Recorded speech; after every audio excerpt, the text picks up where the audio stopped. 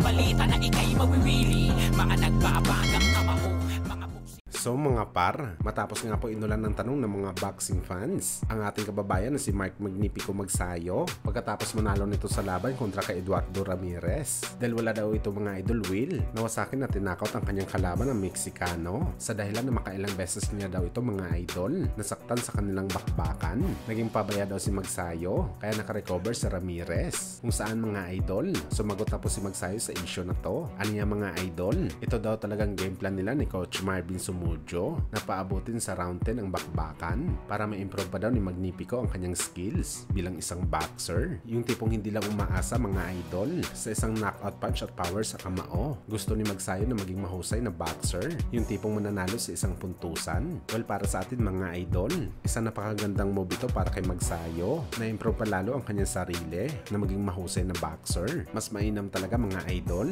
na maging complete package talaga ang galawan ni Magsayo. Hindi lang kasi power ang yan para manalo sa isang laban. At sa opinion natin mga idol, ito ang rason bakit natalo na magkasunod si Magsayo kontra kay Ray Vargas at Brandon Figueroa. Kung saan makikita talaga natin mga idol, nagigil talaga si Magsayo na patulugin si Vargas at Figueroa. Umasa talaga ito sa isang power punch. Kaya pagdating sa scorecards ng mga judges, nalugi ang pambato natin. Tiyanta natin mga idol, kung naging boxer fighter lang si Magsayo sa laban nito kay Vargas at Figueroa, malamang mga idol undefeated pa rin ang kanyang record sa boxing sports. At ang ganitong game plan at pagbabago ni Magsayo mga idol, nagpapahiwatig lang talaga ito na nagmamatured na ang pambato natin sa bakbakan. Tapos na ito sa mga barabara sa laban. Utakan na sa bakbakan ang iniisip ni Magsayo. At hindi tayo magugulat mga idol na pinagbasihan ni Magsayo ang ating pambansang kamao Manny Pacquiao. Sa mga laban kasi ni Pacman, hindi lang lakas ng kamao basihan ito para manalo. Bilis talaga at accuracy sa galawan para lumamang sa puntusan.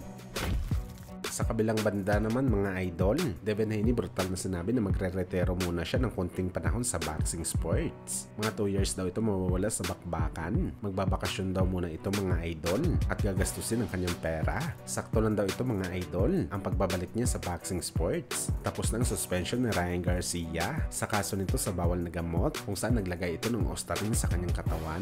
At willing daw talaga si Devin Haney na ikasa kaagad ang rematch. Kung saan mga idol, nag-comment naman kaagad si Ryan Garcia sa post na to ni Devin Haney. Ano niya mga idol? 2 years daw talaga mag-iinsayo si Boy Ilong. Tapos hahampasin lang at dudurugin niya lang ulit ito sa bakbakan. Na siya naman ang kinatuan ng mga boxing fans. Parang sinasabi lang kasi ni Bagito mga idol na kahit anong gawin na ensayo at pahinga ni Devin Haney, ganun pa rin daw ang sasapitin nito sa rematch. Tatanggap pa rin daw ito ng matinding punishment kay Bagito sa bakbakan. Samantala ilang oras nga bago sinagot ni Ryan Garcia ang post ni Haney, nagsabi na rin si Bagito mga idol na officially retired na daw siya sa boxing sports.